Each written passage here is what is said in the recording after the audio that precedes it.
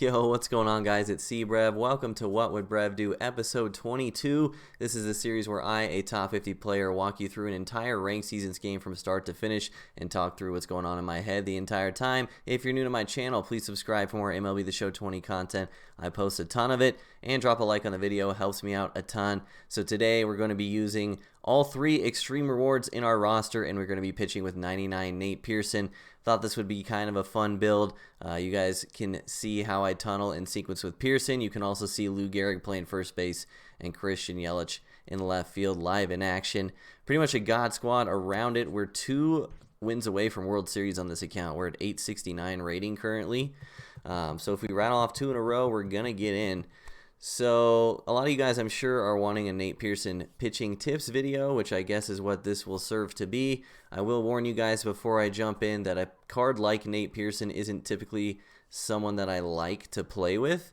You guys know I love pitching to contact. I like to have control over my pitches, sinker, cutter, get people swinging early, get people swinging late, work the corners. Pearson, I'll be honest, is really going to struggle against people that are good at hitting. I'm just to put it as bluntly as possible. If someone can hit 102 consistently, I feel like a card like Nate Pearson is really going to struggle. If they can't hit 102, sometimes it's just a free win, so there's a trade-off there. But if you play someone that can hit 102 consistently, you're going to have to start getting real cute. You're going to have to tunnel high off speed a lot. And it just can kind of get scary. So that's probably actually what's going to end up happening, considering where my rating's at for this video.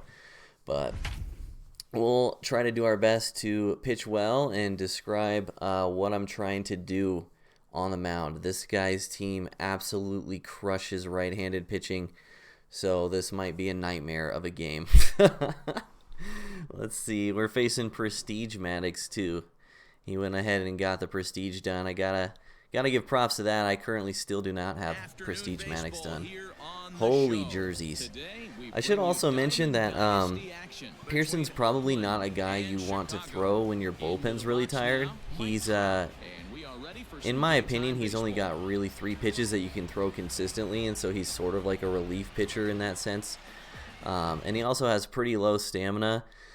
So he's usually probably going to be out of the game by the 5th or 6th inning. Even if you're dominating someone, they'll probably be gone by the 5th or 6th inning. So there's not going to be a whole lot of games where Pearson's going into the 7th, 8th, 9th for you. Even the 6th inning is probably rare. So just keep that in mind if you can avoid it. If your bullpen's like really gassed, try to not throw Nate Pearson in that game. My bullpen's pretty rested except for one guy going into this one, so we're in a good spot, but just figured I should mention that. All right, facing Maddox. Don't really know how he's going to sequence. As always, we're going to be patient early in the game. I don't know if he's going to be a cutter spammer. I don't know if he's going to be a sinker spammer. We shall find out. So far, 2 sinkers, 1 cutter, and then a beautiful front door cutter. So good sequence from him. I could have maybe swung earlier in the at-bat. That second pitch, that cutter spun middle, but I was really just trying to chill for a second. We'll have our fair share of cuts. I might have just got out by Prestige Maddox there too. That cutter with a +1 on the velo, getting me swinging a little late. But yeah, Prestige Maddox is 125 stamina, maxed out stamina, I believe. So we're probably not going to get him out of the game unless it's by crushing the ball. So we're not really taking pitches to walk necessarily, although we will take our walks. It's more to figure out the sequencing, and if he's going to give us base runners, we're going to take it. So 3-1, first inning, just going to take this pitch. Beautiful spot from him there, and now I got to assume it's going to be another cutter because that's what he got me out on last at bat. It was a nice little circle change below the zone. That got down, thankfully, and he actually was caught between a rock and a hard place there. If it was me, I probably would have tried to cut that ball off. I don't think it mattered, though. By letting that go to the wall, you give me the chance to go to third base, but didn't end up mattering. I guess going for the catch there is probably correct. Not sure. 2 cutters away. We lay off those. Very easy to roll over. Watch the inside part of the plate here. 3 straight cutters. He's got to come in with a sinker or something inside now, I got to believe. Yeah. We turn and burn. Fortunately, Mickey did not run right away, so we can't send him. Good job by my opponent using the cutoff man there. Yelich in left, not the greatest arm. He's going to probably lob it to home plate if he tries to throw it from where he was. Taking off with Tatis here, catching him asleep. Could just tell he was going to come home at the same pace, so we get in an 0-2 count, but we have second and third, so now we got to put the ball in play. You could make the argument for me to contact swing here because a ground ball is a run. Obviously, I'm not going to do that because I love Rogers Hornsby and I trust myself. And he's going to get a 2 RBI triple from the misplay in right field. I really think outfield defense just gets more and more important as the year goes on, man. When people have the lineups that they have, you just cannot give up plays like that. Like, you need that out so bad. when every hitter in the lineup is just a goon, you absolutely have to catch that ball. That's why I much prefer good outfield defense, especially later in the year. Ooh, I was late on that. We can run on Yelich here, I believe. He got a bad animation, too. So that's something I can talk about. When they pivot behind the ball like that, when they stand still and lead with their front foot, it's actually a really bad animation. You can almost never get a lot of throw power behind the ball when you're locked into that animation. And you are locked into it, so you don't really have a choice. So what happened is he accidentally ran into the arrow behind the ball too early or from a wrong angle, and so it locked him into that animation. So basically, moral of the story, if you ever see that animation where they catch the ball like that, you're pretty safe to tag because they're probably going to not get a lot of on the throw. So that's how we knew we could go home, on top of the fact it was Yelich, who, as we mentioned earlier, does not have a good arm. 3-2 here. I gotta imagine he's going cutter. He actually went circle changeup. All right. Good take by us. He could walk us to our pitcher here. We'll see what he does. He's not doing that. That was a good pitch for me to swing at, but my bat was too slow, so I just checked. Probably another good pitch to swing at. Maybe a little too patient this at bat. So he's gone sinker, cutter, sinker. I'm going to sit cutter here now because he likes to alternate those. And he just dotted me up and in. Maddox throwing dots. Good stuff, man. That's my fault. I got to pull the trigger there. All right, Pearson.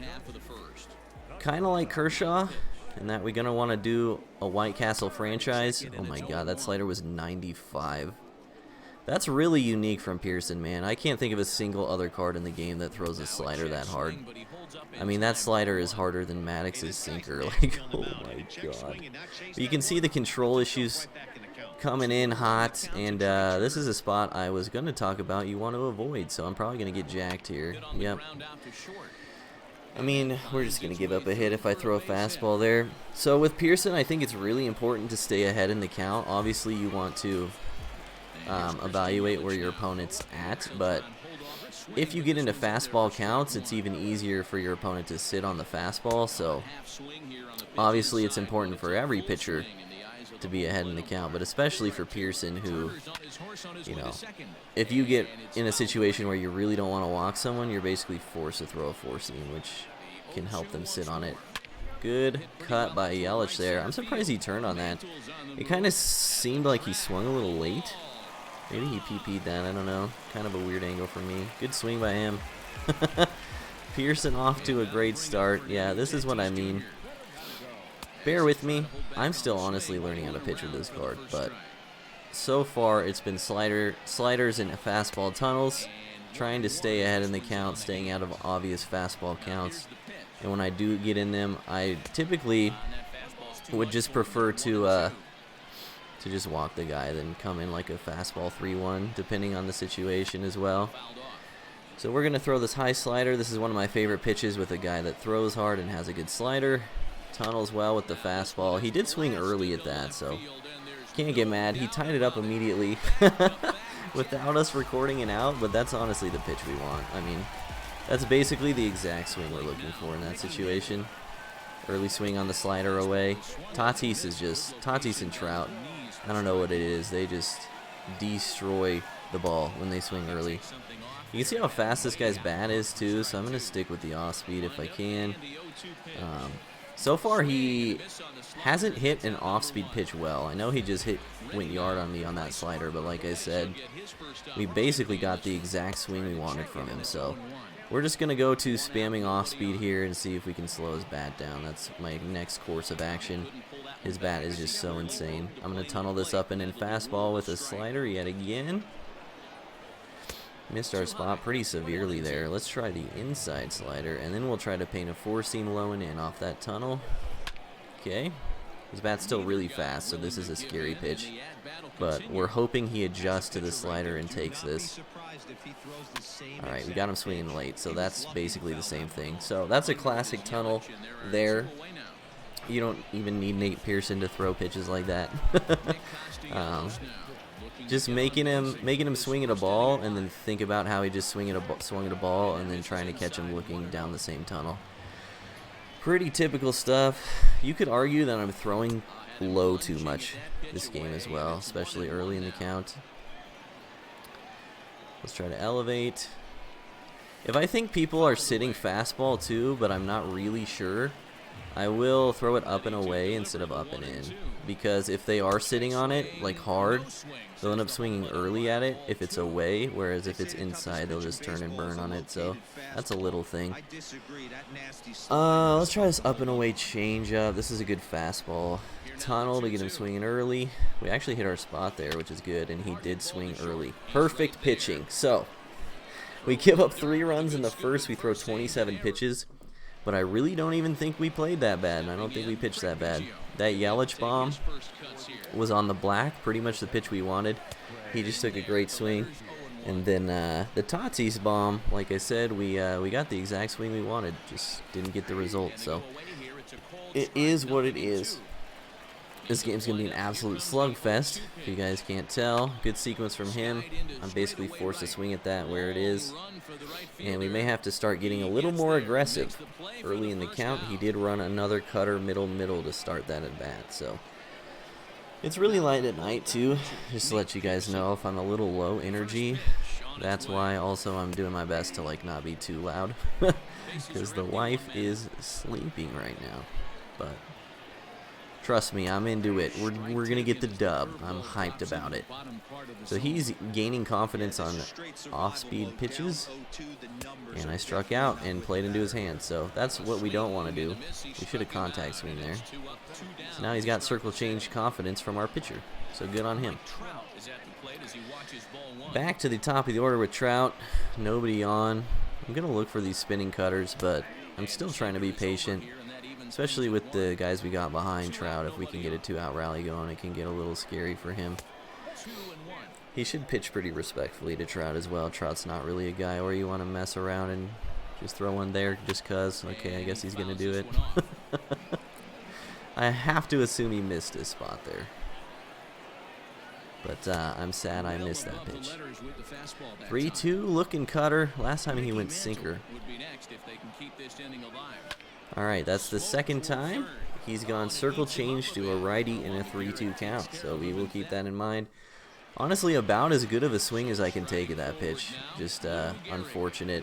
Sometimes the game just, even if your PCI is right on the ball, it seems like random whether it reads you as swinging over the top or underneath.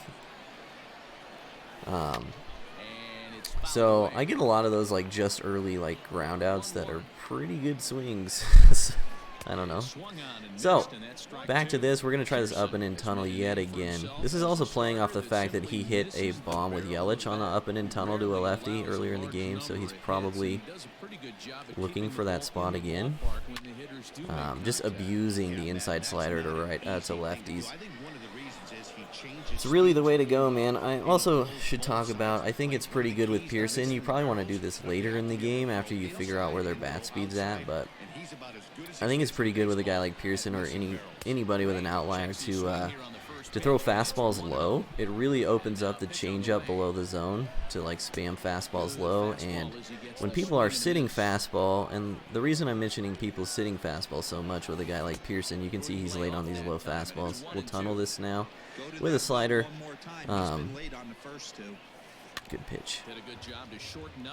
But the reason low fastballs are good with a guy like this is because if people are sitting fastball, they usually just assume that low tunnels are off speed and high tunnels are fastball, because that's typically where those pitches are thrown.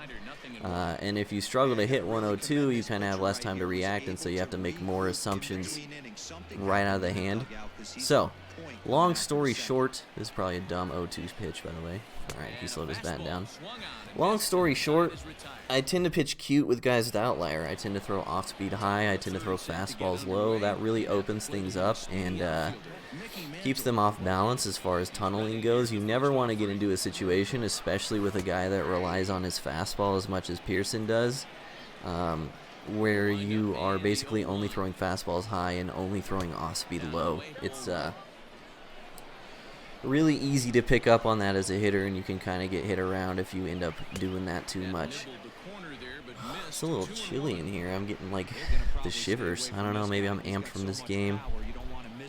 2-1 circle. Haven't seen that yet. Last time he went up and in sinker, which would also be a good sequence here. Up and in cutter. It was late. I don't know. This guy's pitching well. There's a sinker. I don't think I got all of it. I was on the late side of good. Yelich might not get there. Yeah. We are basically being kept in this game because of his corner outfield not having great D. So that's what I mean, man. I really think, I mean, people know outfield defense is important, but I really think outfield defense at all three positions is especially important late in the year. That's the last time I'm going to say that, because I've said it 16,000 times this episode, but it's how I feel, okay? He could definitely walk Tatis here. I'm in no hurry to swing in this at bat either. Could easily have just rolled that over for nothing. Gonna sit sinker here, actually. Good circle. Perfect time for that pitch. And if you notice, that is 3 consecutive times in a 3-2 count against a righty he went circle change low.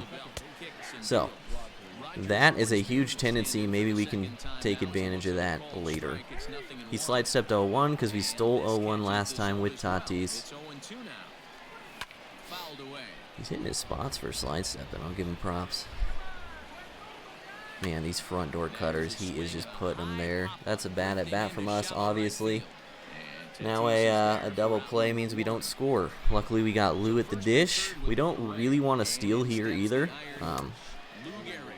We almost like purposely don't want to steal in this at bat because then he'll just walk Lou. Whereas, well, he may just walk Lou anyway, but whereas we give ourselves a shot to swing away here if we don't steal. I don't know where that swing was. Dear Lord. Alright. We'll take the sac fly, but holy cow. That's tough. Look at this feedback, dude. That is tough. Good curve there.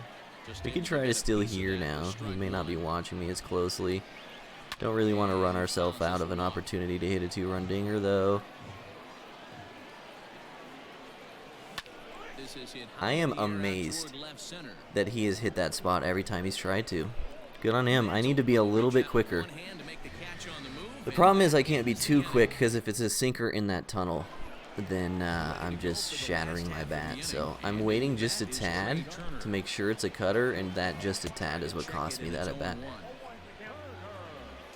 Pretty tough only getting one there after a leadoff triple, but we shall continue to try to pitch. I haven't thrown a curveball much. Let's try it 0-2. We need this below the zone. We did not get it below the zone.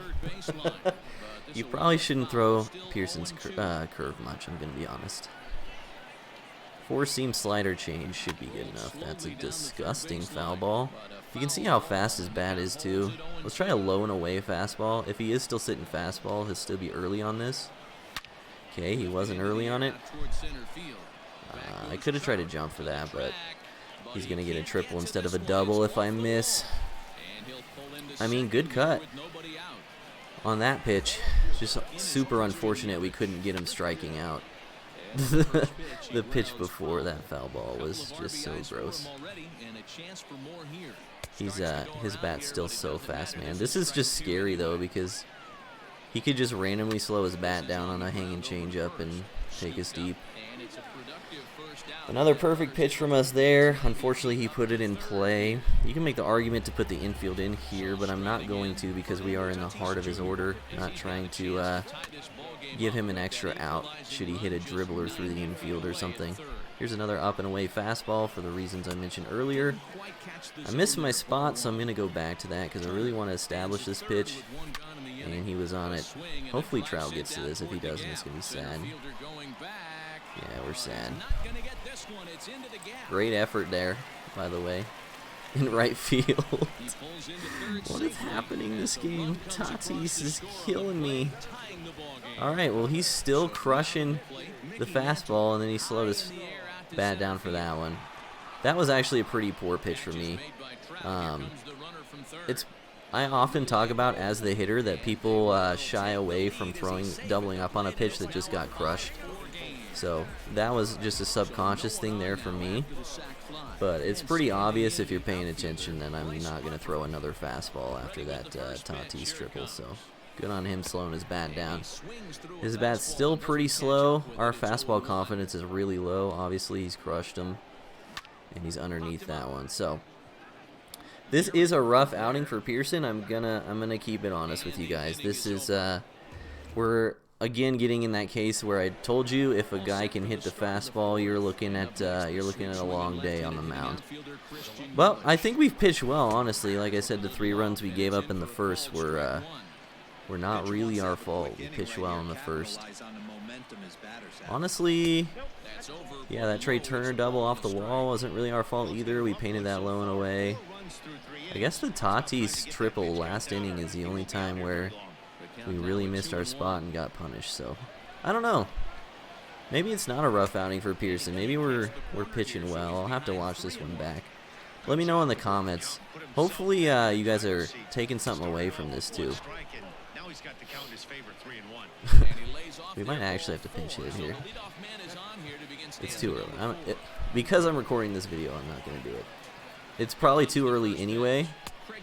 But if I get like first and second, nobody out, there's definitely an argument to be made for me to pinch hit here in the 4th. No double plays here, so we're trying to stay away from cutters outside and sinkers inside. Now we don't really have a choice. Back to the circle. I wish Biggio would have wore that one. That would have been nice. Another circle. Alright, does he do it again for the 4th time? He went cutter. Alright. He probably didn't do it because he just threw a circle. We'll see what he throws here. Another cutter, and we early it. Very early. God, he absolutely diced us that at bat, and we got bailed out. So you could bunt here. You could also double steal here. You could also steal bunt here. I'm just going to strike out. This is also one of the reasons why I love keeping power in my leadoff spot. So like I batted Mickey leadoff for the longest time, and then once I got Trout, I've been batting Trout leadoff. It has the benefit of protecting your pinch hitters more later in the game. Like if you pinch hit, they can't really pitch around your pinch hitter if you just have like an insane matchup and like just a guy with nothing but speed in leadoff. But also it keeps me disciplined with my pitchers. Like it's a lot easier to justify just striking out there and avoiding the double play than it is to try to get a bunt down when you know that Trout's on deck. So he missed his spot twice there. I truly should have swung at the first pitch. That's about as good as it gets. That first pitch he threw me. My excuse is that I'm talking, but luckily he threw me the exact same thing right afterwards, so we'll take that. Nice swing by Mike Trout there. We're doing a good job at the dish this game. This is a slugfest. I think Maddox is pushing 90 pitches here in the 4th. Yeah, 86 pitches. Love to see it. We are definitely sitting sinker here. Try to elevate it, get underneath it. And that's what we want to see. Yeah. He's probably not going to throw us a cutter there because he wants to save the cutter for 2 strikes because I've shown that I can't hit a cutter 2 strikes, and I've shown that I can hit a cutter before 2 strikes in both of the at-bats this inning. So That's a pretty typical thing there too. People also throw less cutters when it's right on left than they do when it's right on right typically. So we're hitting well, thankfully. Maybe Pearson can still get the dub. 2-0, I'm just going to take till 2 strikes here, keep the foot on the gas. I don't like swinging early in the counts with guys that get auto-shifted anyway. Tatis is a bit of an exception because he has so much power, but we'll play it slow here. 2-2 circle. So last time he went 2-2 circle into cutter away. I gotta assume he's gonna do that again because I took a horrible swing at it. He did throw another cutter. So this is tendencies, man. Oh, he missed that too. His outfield is not doing well. That's like the 4th ball they've missed. I was gonna say that's a perfect line out, but we pretty much played that entire at bat perfectly. So, as I always say, remember to keep your results objective. Like, I'll be the first person to say that Biggio swing was awful, and that's a swing that I got on base with, whereas that Tatis swing was a perfect at bat, and we probably should have made an out. So, dude, how does he keep hitting that spot? It's insane. He hasn't missed once. All right, Lou. You can make the argument to walk me here. I'm going to try to be aggressive here, actually. I have Sheffield on deck. So I don't know how good a walk is, but it's an option. 100 pitches now for Maddox in the 4th. Good cutter there. I swung like it was a sinker. I don't know what he's going to throw. Another circle. The slide step change. That early swing on that low and away changeup really isn't that bad either. That's a pitch that you sometimes just pull for a home run. Alright, so reflection on how we've pitched so far. I feel like I haven't pitched inside enough. Okay, maybe that was the move, to not pitch inside a lot. I don't know. I feel like I should still be spamming off speed. Like, aside from the one at bat last inning, okay. He's just popping off now. I'll give him credit. I was about to say he hasn't adjusted yet, but I fell victim to the same thing of not doubling up after I give up a home run. We maybe should have thrown more changeups to this guy. Maybe I just need to throw more changeups in general. Yeah, he's not liking those. We might have discovered this a little too late. Obviously, we've given up 7 runs and gotten 9 outs. But the changeup might be our best pitch moving forward. This is Pearson's last inning, by the way, because pitcher spot's probably going to get up next. Unless we go 1-2-3, then I'll let Pearson throw one more inning. But yeah, this obviously, I never intend for these outings to be like, this is the best way to pitch with people no matter what. And obviously, when these videos come out, these methods of pitching join the meta and then are adjusted to mid-game, right? So a lot of people said in the Maddox video that they tried to spam cutters and then their opponent just adjusted to it eventually, or they already knew that was the plan ahead of time because of my video. And that's just how it goes, man. You've got to constantly stay on your toes and adjust to what your opponent's doing. Pearson, 4 innings, gave up 7. But yeah, man, I never claimed to be the best pitcher ever. I'm really just talking through what I'm thinking and how I'm doing my best to get outs. Is Pearson good? Probably. Is he better than how he's pitched this game? Probably. Is he maybe even better in someone's hands other than myself? Probably. I never claimed to be the end-all be-all for this game. Just want you guys to know that. And obviously, these are one-take videos. I'm not going to sit here and play with Nate Pearson until I get a perfect outing. So maybe it's good for you guys to see me getting blown up a little bit. And just remember how important it is to always carry your offense with you so that you keep yourself in games like this. Imagine if I hadn't scored yet this game, we'd be down 7-0. That'd be really tough. So, just like with any sport, sometimes you win with offense, sometimes you win with defense. Nice little up and in sinker there. I think that's going to get caught. Whew. Dude, we are getting very lucky in the outfield. I feel like Ship It is the size of polo grounds in the gaps this game. I will take it, though. Fork ball here. Oh, slider, close. That was the same thing after ball gets crushed. They usually don't double up. I've already fallen victim to that twice, done it on accident. Yelich. Boom, the perfect. I've always loved Yelich's swing on this game, man. His finest card absolutely crushed the ball last year. His no doubt's really cool, too. It's so Yelichy. Maybe we leave Pearson in now? You guys want to see Pearson one more inning? I'm probably just asking for it if I leave him in. We'll see what Biggio does. Up the middle base hit. Oh. I'm going to take him out. If I wasn't so close to World Series, I would leave him in, but here we are. I could have maybe gone with someone other than Tommy here, too, because he may go to a lefty now, but him going to lefty isn't even that bad for me, considering it'll be his second reliever this inning, and it's only the fifth. Wow, he actually went to a righty. Gagne's super easy to steal on. I'll try to go first pitch, man. And he got the worst jump of all time. Also, what is happening? Thankfully, we hit that on the ground. That was an emergency hack because Biggio was in quicksand trying to get going on that steal.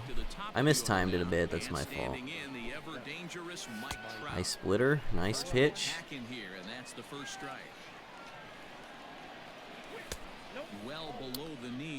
I tend to try to keep a fast bat against Gagne. Gagne's fastball really gets up on you, even more so than its velo says. He loves a slide step changeup. He's setting me up for a slide step fastball later, though. Yeah, like that. He's just mind gaming me with the slide steps. I'll try to sit changeup the first slide step of an at bat. That's really all I can take away from his slide steps. Beautiful pitch on the black. Mickey's a single away from the cycle. I don't really want a single here, though. I would definitely prefer a not single hit of some kind. Man, that trot at bat was really bad.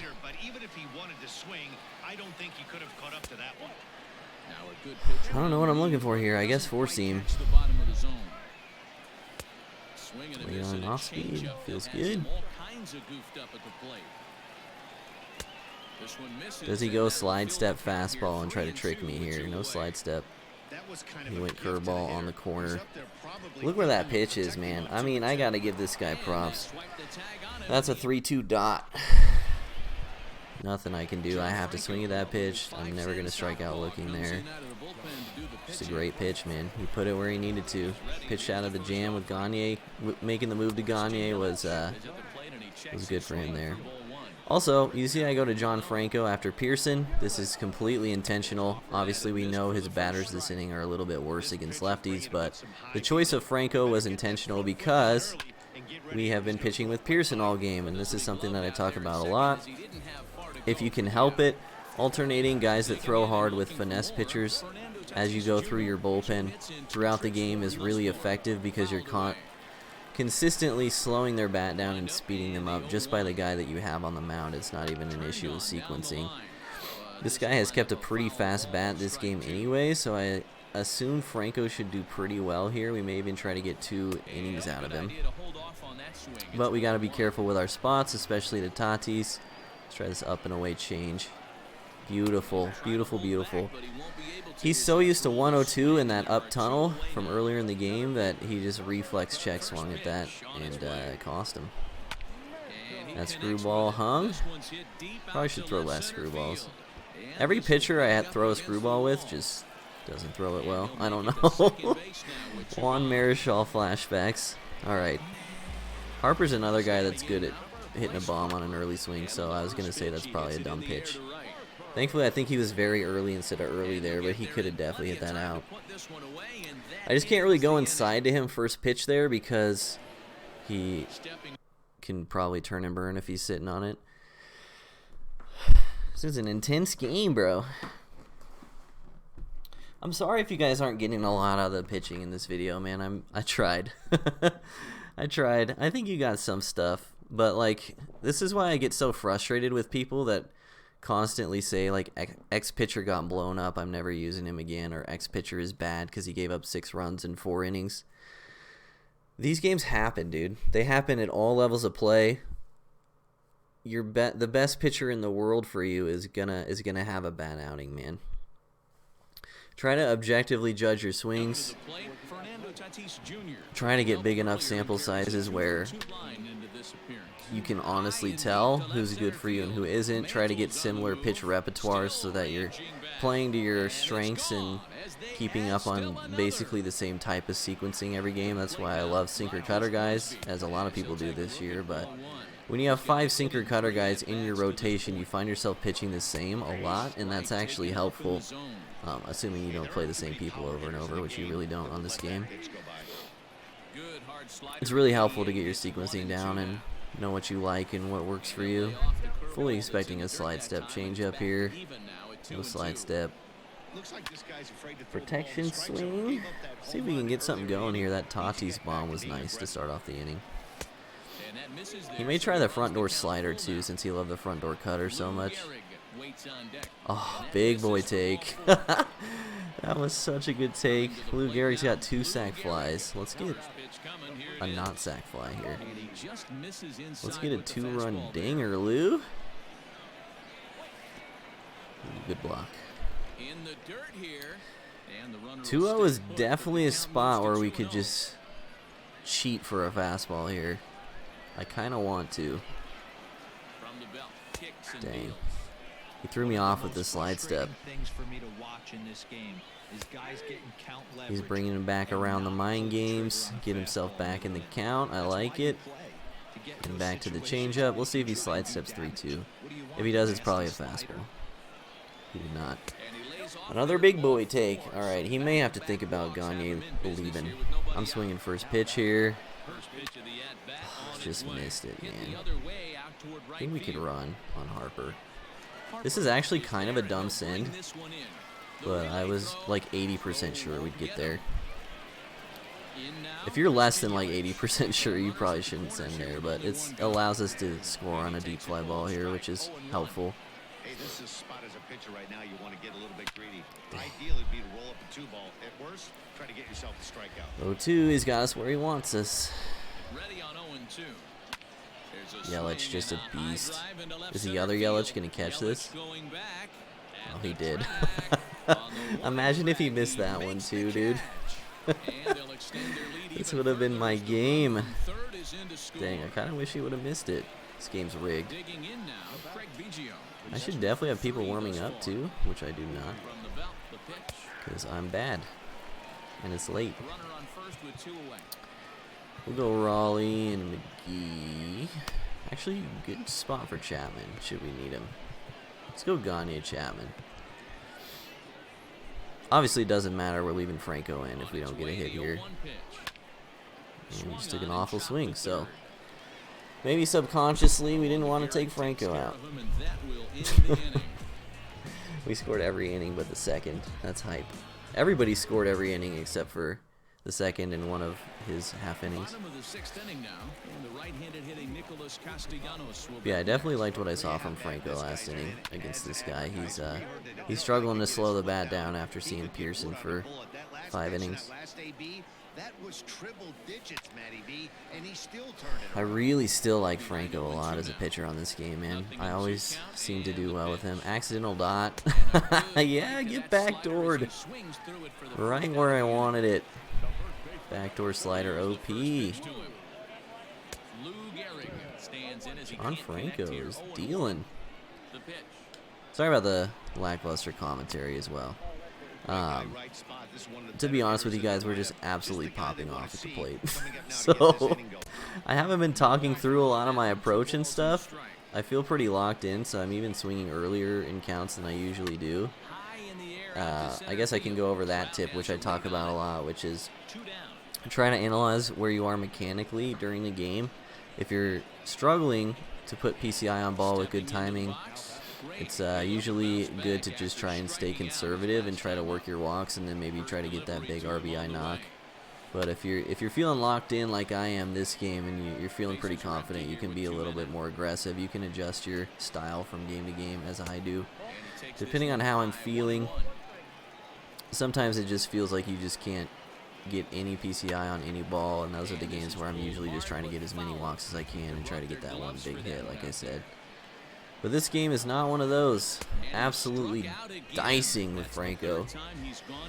Do I even pinch hit here? This is a win-loss condition situation. Who does he have coming up? Pitcher Trey Yelich. Honestly,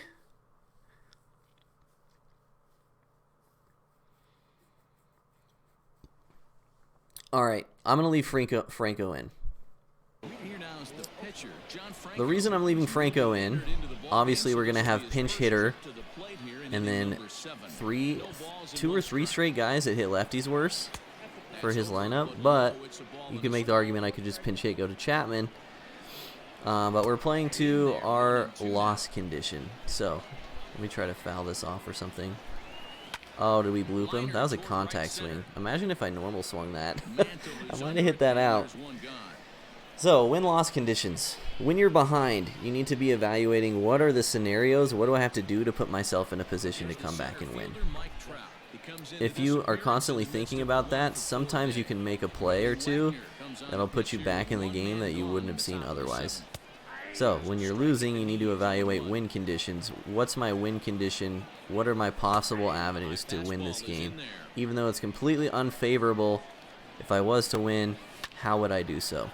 On the flip side of that is where we're at. When we're winning late in the game, we need to evaluate our loss conditions. Good pitch here there from him. How do we lose this game?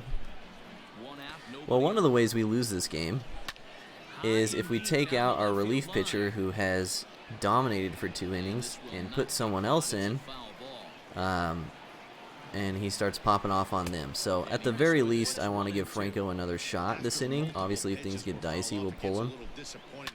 But I think I didn't get all that. Yeah, it feels bad.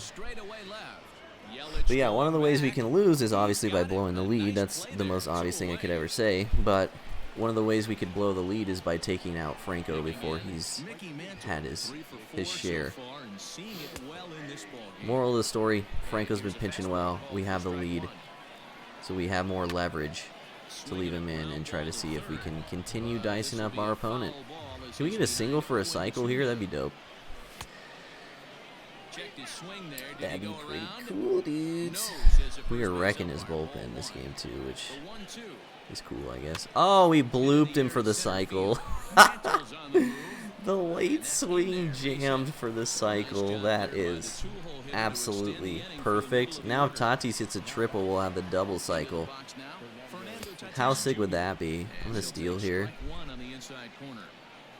We're in there. He's doing a good job pounding the zone when I have runners on, so I'm basically trading off an 0-2 count for a guy in scoring position. Man, I want to hit a triple so bad now. That would be so sick. Good curve there from him. The nice part is this is 94 Billy, so we don't have to worry about outlier or changeup. We're just going to finally give me the check. That was the worst swing of all time. I really thought he'd paint me low and in with a 4-seam there. Maybe he'll go to it now. I dropped, bro. How do I miss that pitch? Bad stuff. This is a very losable game still. We gotta stay on our toes. Those are pitches you can't miss, man. That's one of the ways you lose this game is missing pitches like that. So if you notice, we're keeping track of his bench. He's burned, I believe, 2 lefty bench bats, and this is his first righty. So we'll keep that in mind. When we come back around to his bench in the 9th, or in the 8th even, he's probably short on lefty bats. So that means our righty relievers are going to do better against his 9 spot. He's late on that up slider. Franco just continuing to pitch well. And we get Frank Thomas out against the lefty, which is always a plus. Now we get the top of the order. One of the reasons we wanted to keep Franco in was for this 1 and 2 spot. Turner and then Yelich. Both guys hit lefties worse. Like I said, he's really structured his lineup so that he's punishing righties hard. So this is where John Franco can really just go to town. I gotta assume he was maybe platooning if I had a lefty starter, but we'll never know, I suppose. But yeah, be conscious of your opponent's attributes for their players. Like maybe you didn't know Trey Turner hits lefties worse than he hits righties. Same with Tatis, same with Trout. They all do. So when you see an opportunity like this where we got Trey Turner into Christian Yelich, that means, in my opinion, you can have back-to-back at-bats with an advantage. Some people would argue the righty-lefty advantage makes up for the lower attributes. I still throw lefties at guys, righties with reverse splits. That's just my style. I think it's the best move. So beautiful pitch there. We get him chasing. I haven't talked much about my sequencing with Franco either, but really it's back to pitching to contact. You've seen me pitch with guys like Franco a lot, especially as starting pitchers.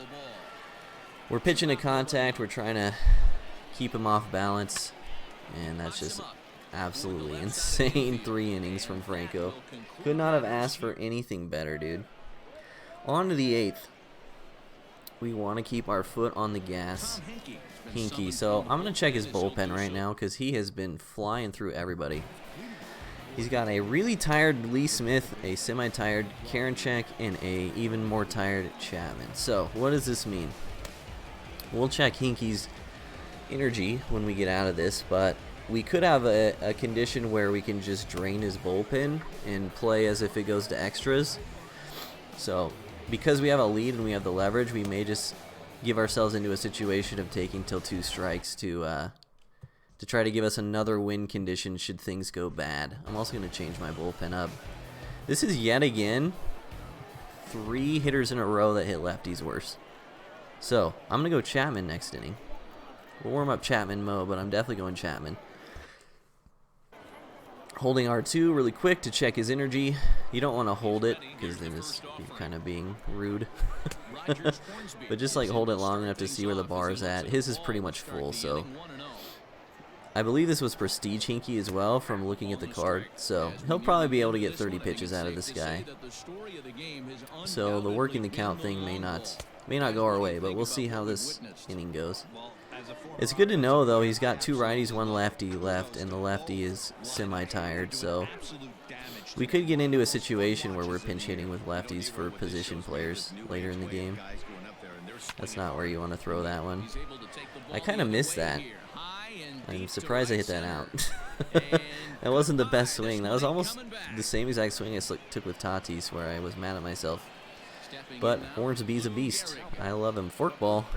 Yep. Oh, tough. So there's another case. This happens so much. It's already happened so much in this game from both me and my opponent. When you give up a bomb, or you give up a ball that's just hit insanely hard, you just subconsciously tell yourself not to throw that pitch again. So it's very rare. Again, I'm repeating myself a lot this episode. I apologize. But it's very rare for people to double up on a pitch that just got crushed on this game. So because I just crushed a fastball for a solo shot, I could very easily tell he was going to go forkball next pitch. So we sat on it, took a great swing with Lou. Unfortunately, we lined out. It happens. Once you press X, the rest is in the world's hands. At least that's what I tell myself. Good pitch from him. Middle in with righties is a spot I have not been able to turn on this game. I wonder if he'll try to take advantage of that. He kind of already has, to be honest. He's crushed me on that spot.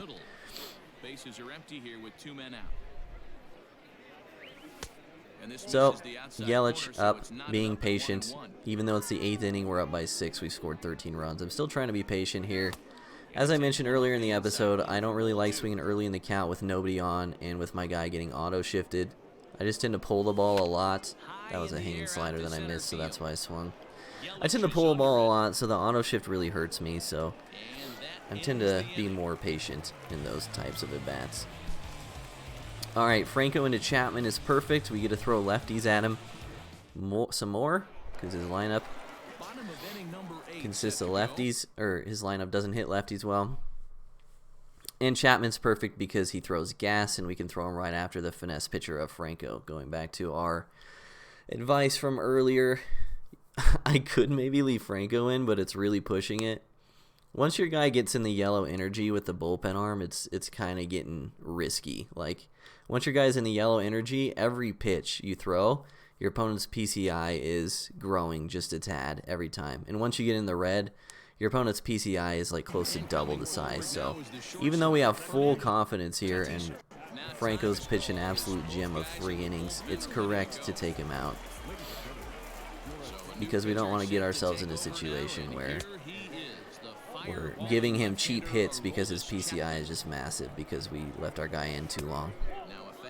So right out the gate, just throwing him the gas. You can see we missed middle with our first 4-seam, and he's late on it. That was maybe one too many of them. I mean, the guy's hitting bombs on pitches where I want to throw them all game. I mean, look where that pitch is. That's a crisp 7 pi over 6, and he just hit it out. I wonder if he was under that. I feel like he was. I've had my share of bad swings been dropping this game though, so I can't say anything. But now we're kind of back to the Pearson scenario. He's probably going to hit similar to the way he hit Pearson, where he's going to keep a really fast bat. He's going to try to check swing with 2 strikes if he can, and he's going to hunt the fastball.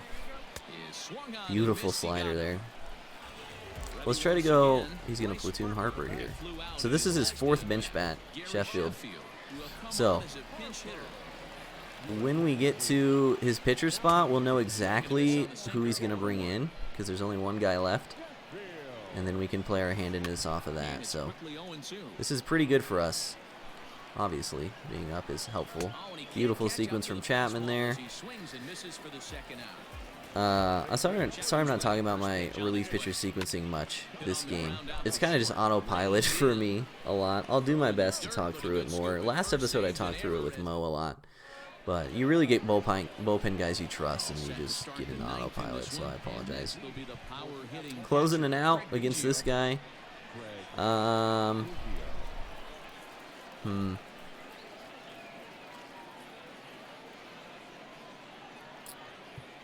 think I want Gagne. I'm thinking about next game for this decision, not this game, because like I said, I'm 2 wins away from World Series, so if I win this one, I'll be 1 away. For next game, the combination of righties I would like to have is Raleigh, Dibble, Mariano. That'd put me in the best spot to win. Gagne is a little too similar to Dibble and Mariano for me to want to go in with all 3 of them. I'd rather have Raleigh in the mix for the sinker to kind of like, maybe I could go Mariano into Raleigh into Dibble. Something like that. But that's the reasoning. We'll go Bayreuth here. And then we can defensively replace Yelich with Cobb in the 9th. Normally I'd be using Cobb instead of Yelich, to be honest with you guys, but I wanted to have the extreme rewards in the video. Lou's kind of had a quiet game. He's taken some good swings. He's got a couple sac flies. But Yelich with the moonshot earlier was nice. So yeah, we're going Gagne because we want Raleigh, Dibble, Rivera next game. 3-0 here. I'm just taking till 2 strikes. We got Trout on deck. We got the top of our order. No reason to be swinging. It's only a solo shot if we connect. So best case scenario is 1 run. We can keep the pressure on a little bit, and if he gives us the walk, we take it. I gotta assume this is another 4-seam. It's not. Good spot for that pitch, man. Even the 3-0, 3-1 pitches I couldn't do a whole lot with. He just hit his spots 3 times in a row. Nothing I can do. Trout 1 for 5, dropping the average below 500, unfortunately. That's tough. That's tough when your Trout's below 500. With this guy's big power, he's feeling pretty good at the dish. Look for him to try and get on something. I don't know what that was. Maybe he triples up there. That was an awful swing. He did. The quadruple up. They'll probably go slider now. Boom. Missed his spot, so he'll probably try to throw it again. Ooh, the inside fork ball. All right, 3-2. Slider again, because it works. We'll see. We went 4-seam. I hate how they play Trout in like that. Sometimes it helps you if you hit a dribbler to the shortstop, but nobody's going to play the bunt against Trout. I don't know why that's the auto shift. And in case you missed it, he is already Mickey 4 for 5, already has the cycle. Can he add on 2 more ribbies? Swung at a terrible pitch. Get me out of here, dude. As soon as I said I was locked in and popping off at the plate, we only scored 1 more run the entire game, so that should tell you to keep your mouth shut, I suppose. Alright, Gagne, we're up by 5. We will get Dibble going for emergency purposes, just in case this gets hairy. But hopefully, Gagne can get it done. That's a hanging Vulcan first pitch, which is not what we want to see. Again, I feel like I'm pitching down too much this game as well. Let's try to get some high tunnels going again. We haven't really done that much since Pearson. 2 pitches, 2 men on in the bottom of the 9th. Big yikes, man. He should only have a righty left. Oh, he has Cobb. So he's carrying 3 lefties. Let me just double check. He's used all 5. He hasn't used Jimmy yet. Has he? Maybe I miscounted. My bad. Yeah, I don't think he's used Jimmy Rollins. This is a spot where he could definitely try to bunt. He just showed it. He's probably trying to mind game me into bringing the infield in or something. A drag bunt to second base is actually so good in this spot. I'm kind of scared. Cobb is the perfect guy to beat it out, and if you don't beat it out, you get yourself out of the double play to keep the rally going. I really like a bunt here. Good thing we got ahead to 2 strikes, so now it's kind of tough for him to do that. Let's try this high slider, which has worked pretty much all game. Nice. Beautiful. I think he was on that, but he missed it with his PCI. Yeah, good timing. That's a tough pitch to square up, man. It really is. We go to third because that's our only play. We're never going to turn a double play there. We could maybe go to second, but we're going to get a bad animation. Our momentum's carrying us toward third. Absolutely the safest and best play there is to go to third base and get the force out. That's a classic part of defense where if you mess that up, it could really turn this inning into a nightmare. So I'm glad you guys got to see that. That doesn't actually happen very often, but that is 100% the play to go to third base there. I hope you guys can understand everything that just happened because it happened kind of quick. But if we mess that up, it could have really, really cost us. Gagne catches him looking on the check swing to end the game. Pearson gives up 7 runs in 4 innings. Mickey Mantle hits for the cycle. Hope you guys enjoyed the video. Let me know what you think down in the comments. Always appreciate the constructive criticism. If you have any questions about sequencing or tunneling with Pearson, or you want to know my opinions on him, let me know. As always, appreciate the support from all you guys. Thank you so much for all the love you guys have shown me this year. It means the world to me. I'll see you guys next time. Peace.